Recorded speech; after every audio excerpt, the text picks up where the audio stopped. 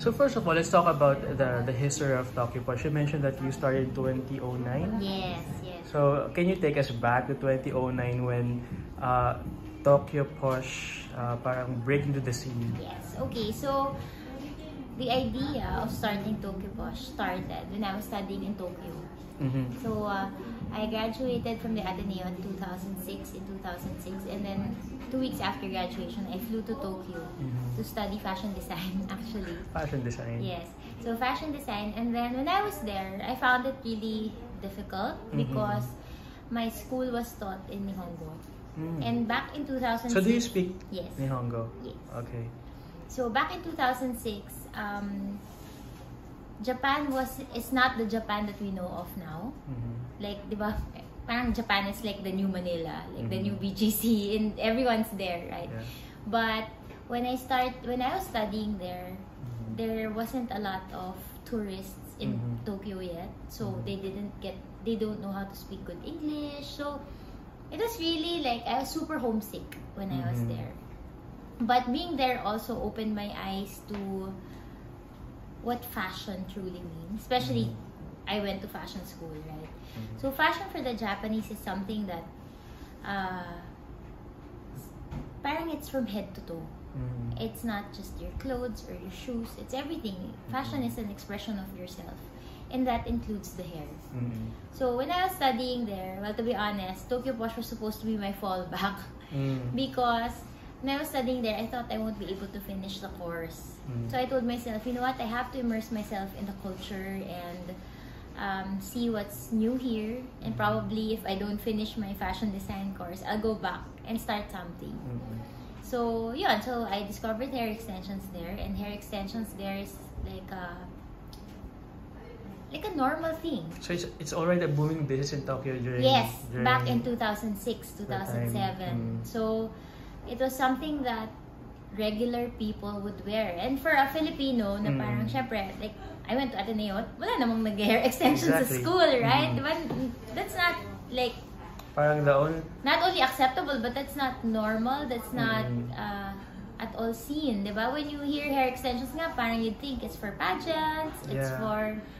So why did you think people should start having hair extensions here in Manila?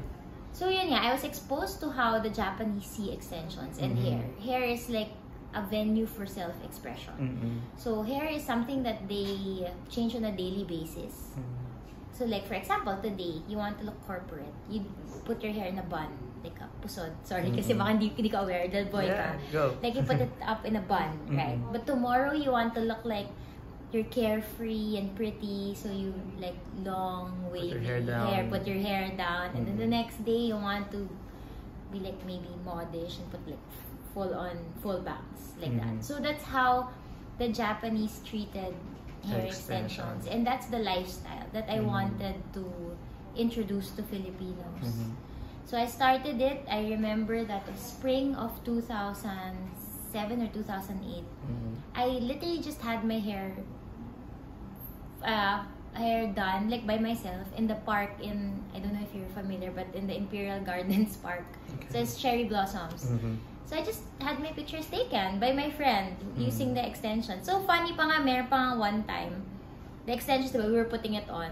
I put it lang on the grass. So there are crows kasi in Tokyo na malalaking crows. So yung crow, kinain niya yung hair. Like, and nag-land siya on the hair. Akala niya siguro nest or something. So parang it was that simple lang talaga that I got a friend, a photographer friend. I said, can you take my pictures by the cherry blossoms? I'll put my hair extensions on like that. And that was the start. That was 2007, 2008. And then my mom started selling the extensions from our house.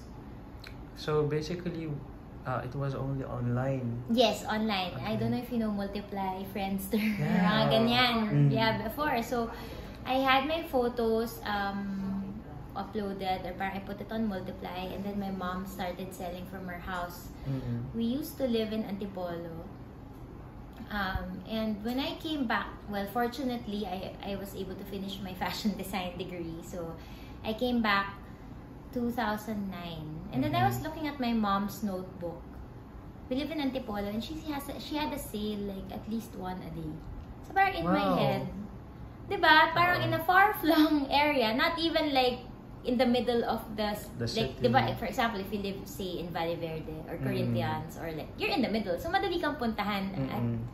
Alam mo yun? But us, you really have to like find your way to Antipolo to get here. So I said, oh, parang may market. Parang I think the Philippines is ready for a product like this. So we set up our very, very first shop in hypermarket here in the middle. Kasi parang I wanted lang... Hypermarket in Pasig, beside Valle, and yeah. So yun, here in the center. So parang I told my mom, you know, so when was it? 2009. June 1, 2009. June 1, 2009. So I told my mom, let's have a small shop, let's see lang if it works, if it doesn't, parang yan. And then after a year, we got offered by Rockwell, Power Plant Mall. So we transferred to Power Plant, June 1 of 2010. So, did you close the shop and then transfer to Rockwell? Yes, we closed. Kasi parang at the time I said, okay, I think we're ready for the big malls. So 2010, we opened in Rockwell, and we're still there until now.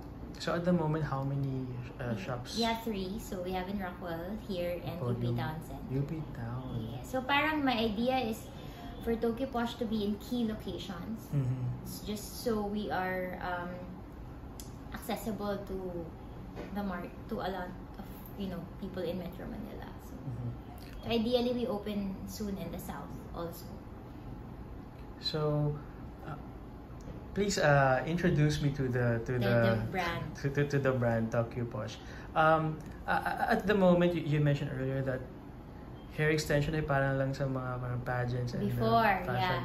Right now, who are the parang major market or the clientele of Tokyo Posh? You know, I would like to say na parang really worked hard to be where we are now.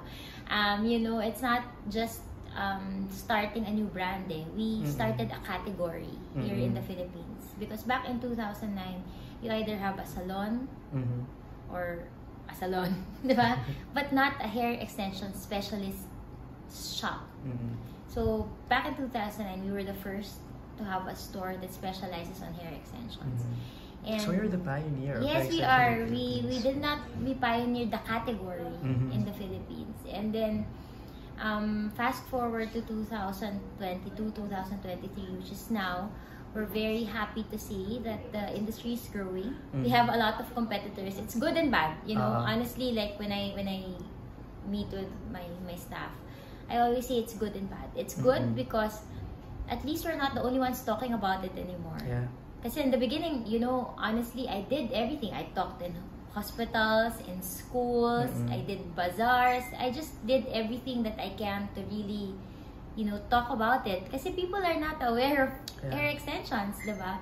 But now I'm very happy that the industry is growing. I think that's a sign that we'll be here for a long time. Kasi diba, it's growing. Kasi naman yung mag-isa ka pa lang, diba, 14 years na, ikaw pa lang yung player. As much as you can monopolize the market, it's kind of scary also for the category kasi parang you don't know if you're just a fad or ganyan.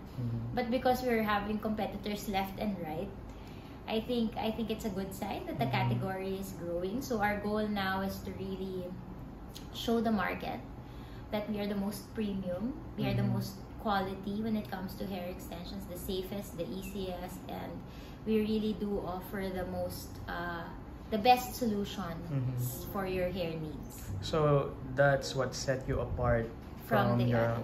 Yes, I'm very proud because us, we cannot find our products anywhere. So we have 2 categories. We have the semi-permanent extensions and the clip-on extensions. So the semi-permanent extensions, were the exclusive distributor of this brand called Hair Talk.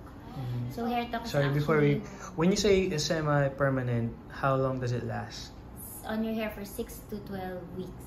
And the other one, which is the clip-on? That's the original idea, you remove on a daily basis. Okay. So we are the exclusive distributor of Hair Talk. So it's a global brand. So what's nice with it is that even if you like have your hair done here and see like win a pageant in America, they can do your hair there. So we follow the same procedure, we follow the same techniques, same everything. So I'm very proud of that. Ours is not like you just find it anywhere. The type of extension we use for the semi-permanent extension is tape. So the tape extensions, it's really Hair Talk that invented it. So all the others that you see in the market today are just copies. And I'm very confident of that because I think there's a global patent pending for it. Now, you mentioned earlier that Posh is the one that parang does the hair of most celebrities. Yes. Is it okay if you name a few celebrities who have availed your service?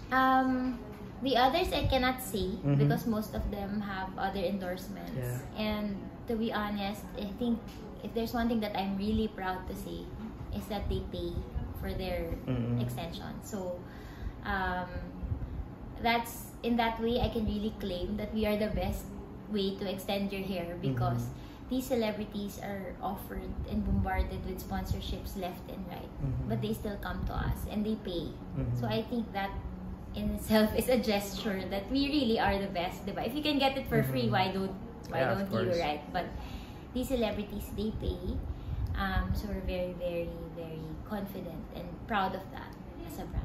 Are you wearing any hair extension yes, right now? I am. You are? Yes, I am. Well, our celebrity... You know, if he did not parang... Tell you. My mom also, I don't know if you saw her. Parang, di ba usually mom, parang the older, the senior women, parang they have thinning tops. But my mom's also wearing, so... You'll never know. Actually, you'll never know.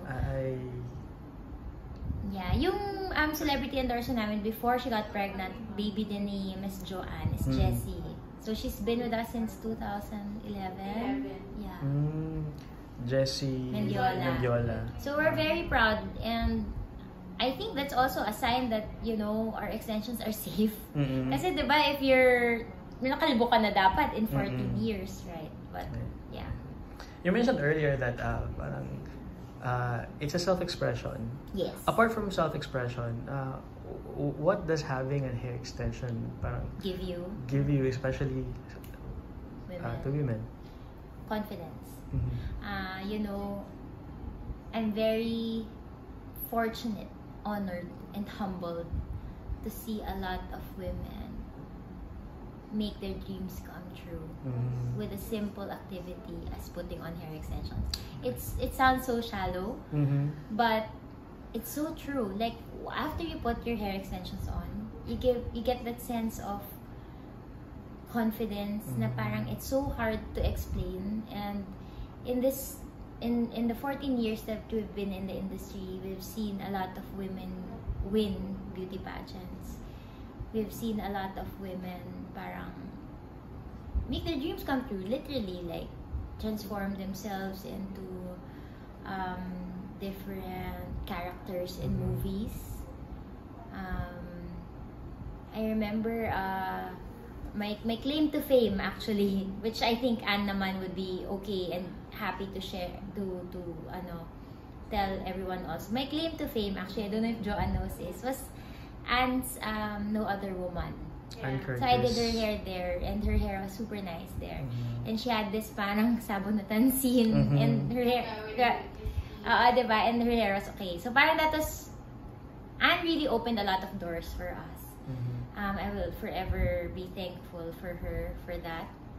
During the time of Julia Montes and Kathleen. Yes, Julia. Mara Clara. Yeah, Mara Clara. We also had madami kan hiyak, mga Maha, Kim up until now. Pero kasi I don't know if you can see kasi she has endorsements. Siyempre, I don't want them to put them in a difficult... I'm just curious though, during the pandemic, how was the business? Because parang who would put some hair extensions on during the lockdown? Yes, you know, honestly, during the pandemic, it was very, very challenging. I was at the point of almost giving up. But I always remind myself why I'm here. So I'm here to make women feel happy. I'm here to make women feel confident. Because honestly, di ba you said parang, what's the one thing that it gives you? And I said confidence. I am like the living testament to that. When I was growing up, I was parang I wasn't regarded as beautiful or pretty. I was on the heavy side. I didn't have a lot of suitors. And if you tell me back in high school that, you know, you'd meet these celebrities, Chris Aquino, and Curtis, and like, I will tell you, you're joking. That's impossible. So seeing myself being with these ladies, you know, parang I was only able to do that because of the confidence that this business and the hair extensions literally gave me. Yeah. So, iba, galing. Tapos we have clients who just came in from a divorce. And you see them like have their hair on, and then suddenly they're blooming, they're confident, they're now covers of magazines. And we even had a client, she said parang, oh, I'm going to La Union this weekend. I hope, you know, this hair will bring me to the man of my dreams. Something like that. But you know, they're married now with a kid. Wow. So parang, in the beginning kasi I was the one attaching the hair on every client. So parang I was really a first-hand witness to how it works. So it means to say you train your own staff. Yes. So how does it take to train someone to do the hair extension? In the beginning, it was only me who can do it. But at the end of the day, someone has to do my hair, right? So, kasi I'm like the living model also of Posh, and I don't sell anything that I don't use. So, yun. So, I'm assuming the hair that you're using is real hair. Yes, So we have all where do you kinds. source? Where do you source We out have your? all kinds. So we have the human hair also, and we The also have the synthetic. synthetic. So it really depends on what you The like. requirement Yes, of yes. the client. Yeah. Actually, just to go back to the pandemic, parang during the pandemic, we were operating when we were allowed to open. So that was very, very challenging, syempre. But yun nga, at the end of the day, I had to think of why I'm here, and also because of the staff that, you know, at the end of the day, as an entrepreneur, I think one of the biggest blessings that you have is that you're able to provide jobs. Yeah. So parang I couldn't give up for my staff, for my people. So during the pandemic, actually, I also invented. I invented talaga. Here, I'll show you. So I invented